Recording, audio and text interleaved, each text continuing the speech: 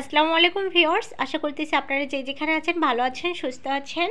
তো আজকে আমি আপনাদের সামনে নিয়ে আসলাম ডিম ভুনার সেরা রেসিপি নিয়ে।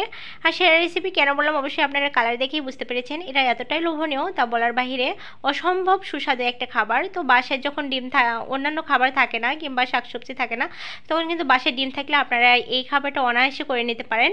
আর আমি কথা দিতে পারি, এই খাবারটা মানে এই ডিম ভুনাটা করার পর মানে যখন খাইতে বসবেন, অনায়াসে 2-3 প্লেট খাবার অনায়াসে 2-3 প্লেট ভাত খেয়ে নিতে পারবেন, এতটুকু কথা আমি দিতে পারি। তো আরেকটা কথা, যে সমস্ত আপুরা মানে পাতিলে ডিম ভাজতে গিয়ে ডিম লেগে ফেলেন, তাদের জন্য কিন্তু এই রেসিপিটা সেরা হবে। কেননা আমি আজকে এমন একটা বিষয় আপনাদের সামনে তুলে ধরবো যার কারণে কখনোই আপনাদের পাতিলের ডিম লেগে যাবে না।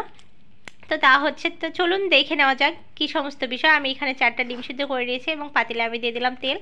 তেল দেওয়ার পর আমি যে বিষয়টা করে নেব তা হচ্ছে পাতিলটাকে সুন্দর করে নেড়ে চেড়ে নেব। আর এখানে দেখুন আমি 3টা ডিম নিয়েছি। নেড়ে চেড়ে নেওয়ার ক্ষেত্রে কী হবে জানেন, সেক্ষেত্রে কিন্তু ডিমটা লাগবে না। দেখুন আমি এখানে ডিম দিয়ে দিলাম, একটু লবণ দিয়ে দিলাম, হলুদ দিয়ে দিলাম। আমি কিন্তু প্রথমে তেল দেওয়ার পর যথেষ্ট পরিমাণ নেড়ে চেড়ে নিয়েছি। তো দেখুন আমার ডিমটা কিন্তু সুন্দরভাবে উঠে আসলো। অবশ্যই দেখে বুঝতে পেরেছেন এটা কতটা সুন্দরভাবে উঠে আসলো।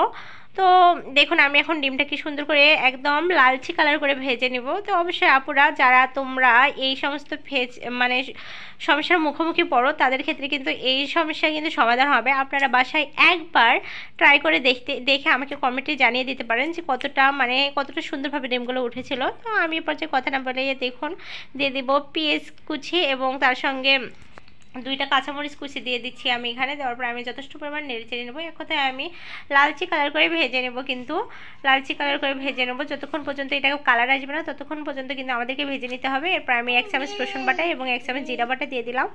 তো অবশ্যই রসুন বাটা জিরা বাটাটা দেওয়ার চেষ্টা করবেন, সেক্ষেত্রে কিন্তু খাবারের টেস্টটা একেবারেই ভিন্ন আসবে। এখানে আমি 2টা শুটমরিচ দিয়ে দিয়েছি। তো শুটমরিচটাকে আমি সুন্দর করে ভেজে নেওয়ার পর এখানে দিয়ে দিলাম 2টা মানে 1টা কাঁচামরিচ আমি মাঝখান থেকে চিড়ে 2টা করেছি। তারপরে দিয়ে দিলাম সাদা সাদা এলাচ এবং গোলমরিচ দিয়েছি। তার সঙ্গে দিয়েছি আমি হলুদ।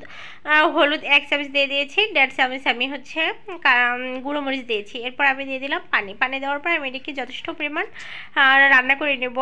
এক কথায় যতক্ষণ পর্যন্ত না এটা তেলের উপরে ছড়িয়ে আসবে ততক্ষণ পর্যন্ত কিন্তু আমি রান্নাটা করে নেব। এখানে আমি দিয়ে দিলাম গরম মশলা। তো অবশ্যই গরম মশলাটা দেওয়ার চেষ্টা করবেন। গরম মশলাটা দেওয়ার ক্ষেত্রে কিন্তু এটা একটা সুন্দর একটা স্মেল আসবে। এরপর আমি দিয়ে দিলাম লবণ ঢেকে দেওয়ার পর দেখুন আমি একটু পর আসলাম। তো তারপরে আমি যে কোনো ভিডিও আপনাদের সামনে তুলে ধরার জন্য ভিডিওটা আমি খুব ছোট করার চেষ্টা করি, কারণ অনেক সময় আপনাদের হাতে হয়তো সময় থাকে না। আর লং ভিডিও দেওয়ার আমি লাইক করি না, কেননা লং ভিডিও করলে হয়তো আপনাদের বুঝতেও সমস্যা হয়, বেশি কথা হয়ে যায়, যার কারণে আমি শর্টকাট করে আপনাদের সামনে তুলে ধরার চেষ্টা করি। এরপর আমি দিয়ে দিয়েছি এখানে টমেটো, 2টা টমেটো কেটে আমি একটু কষিয়ে নেওয়ার পর আমি ডিমগুলোকে দিয়ে দিলাম। এখন কিন্তু আমি যথেষ্ট পরিমাণ আপুরা এই জায়গায় কিন্তু আপু কিংবা ভাইয়ারা এই জায়গায় কিন্তু আমি সুন্দর করে কষিয়ে নেব যতক্ষণ পর্যন্তটা নিচে লেগে হালকাভাবে লেগে আসতেছে কিংবা বোঝা যাচ্ছে যে একবার পানি শুকিয়ে যাচ্ছে, এই পর্যায়ে কিন্তু আমি নিয়ে আসবো। তো অবশ্যই এই জায়গাটা আপনারা অত্যাধিক মাত্রায় বেশি কষাবেন। তো কষানোর পর আমি এখানে যা অ্যাড করলাম তা হচ্ছে পানিটাকে আমি এখানে 1 বল পরিমাণ পানি দিয়েছি। দেওয়ার পর কিন্তু দেখুন আমার পানিটা ডিম ডোবেনি, এই অবস্থায় রেখেছি। তো রাখার পর আমি এটাকে সুন্দর করে কিন্তু রান্না করে নেব যতক্ষণ পর্যন্ত আমার মনে হচ্ছে যে রান্নাটা আমার পারফেক্ট হয়েছে। তো এক কথায় দেখুন আমার রান্নাটা প্রায় হয়ে আসছে, আর একটু হবে।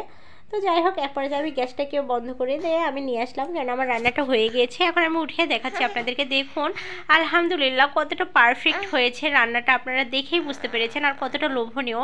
সত্য কথা, এই রান্নাটা আমি যেদিন বাসায় করি আমি অন্য কোনো কিচ্ছু রান্না করি না, এই রান্না দিয়েই কিন্তু আমরা ভাত খেয়ে নিই। এই 3টা ডিম দিয়ে আমরা 2জন মানুষ কিন্তু ভাত খেয়ে নিব। তো দেখুন একটা তো আমার বাবু খেয়ে ফেলেছে, আমরা 3টা মানুষ, সেখানে 3টা ডিম আছে। এই রান্না দিয়ে কিন্তু আজকে আমাদের সমস্ত ভাত খাওয়া হয়ে যাবে। আমরা কিন্তু আমি কিন্তু বাড়তি কোনো কিচ্ছু রান্না করি নাই। তো আমার ভিডিওটি কেমন লাগলো অবশ্যই কমেন্টে জানাবেন। তো এই ছিল আমার ভিডিও। আল্লাহ হাফেজ, সবাই ভালো থাকবেন।